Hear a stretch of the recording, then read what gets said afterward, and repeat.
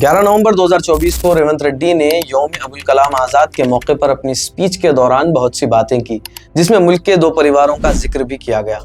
रेवंत रेड्डी ने अपनी स्पीच के दौरान मुसलमानों से एड्रेस करते हुए कहा कि मैं आपसे नाराज हूं, आप लोग ने एक भी मुस्लिम कैंडिडेट को नहीं जिताया, इसलिए आज मैं मजबूरी में किसी को भी कैबिनेट में शामिल नहीं कर सकता। ये कहते हुए उन्होंने आमिर अली खान जो अभी MLC हैं उनकी तरफ इशारा दिया और कहा कि मैंने आमिर अली खान को MLC बनाया है और मैंने 8 कॉरपोरेशंस में माइनॉरिटीज़ को रखा है और मुसलमानों का हिस्सा उनके घर तक पहुंचा दिया है, जैसा रमज़ान में बिरयानी का पैकेट उनके घर तक पहुंचता है।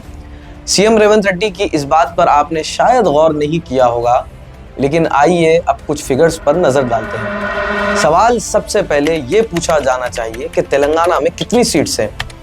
आप कहेंगे 119। और कितने मुस्लिम कैंडिडेट्स को कांग्रेस ने सीट्स दिए? जवाब है सिर्फ 6। जबकि तेलंगाना की कुल आबादी एज पर रिपोर्ट्स 3.5 करोड़ से ज़्यादा है और तेलंगाना में मुस्लिम्स की आबादी तकरीबन 50 लाख से ज़्यादा ही है। आबादी के लिहाज से अगर मैं बात करूं तो मुसलमान 14% मौजूद हैं और कांग्रेस ने सिर्फ 6 लोगों को सीट्स दिए हैं, जबकि 14% का अप्रॉक्सीमेटली फिगर्स आता है 16 सीट्स। अब थोड़ा सा मैं वापस जाता हूं और CM की उस बात को दोहराता हूं जहां उन्होंने कहा कि मुसलमानों ने मुस्लिम कैंडिडेट को नहीं जिताया, इसलिए मिनिस्ट्री नहीं दी जा रही है। लेकिन उन मुसलमानों का क्या जिन्होंने 113 कॉन्स्टिट्यूंसीज में कांग्रेस के गैर मुस्लिम कैंडिडेट्स के लिए वोट किया? क्या उन्हें पहले से कहा गया था कि अगर मुसलमान जीतेंगे तो ही मिनिस्ट्री मिलेगी, अगर MLA जीतेगा तो ही मुसलमानों का सियासी हिस्सा मिलेगा? अगर ये बात पहले से आपके नज़दीक तय थी तो आप उन्हें उनके हिस्से के तौर पर 16 सीट्स दे देते।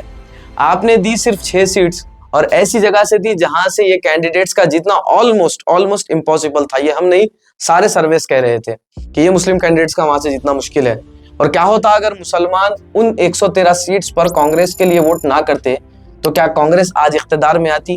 क्या मुसलमानों के वोट का कांग्रेस यही सिला दे रही है?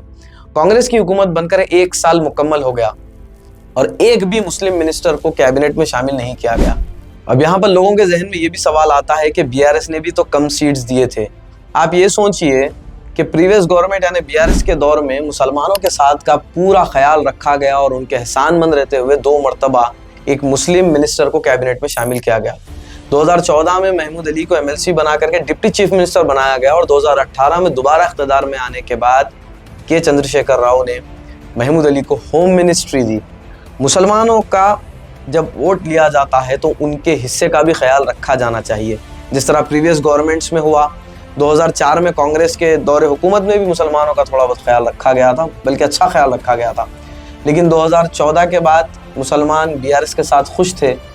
अब मुसलमानों ने आपको वोट दिया है, तब आप मुसलमानों का वोट लेकर के मुसलमानों से ये कह रहे हैं कि आपने एक MLA नहीं जीता, इसलिए मैं मिनिस्ट्री में मुसलमानों का हिस्सा ही नहीं रखूँगा। इस बात पर CM रेवंत रेड्डी साहब को सोचने की ज़रूरत है।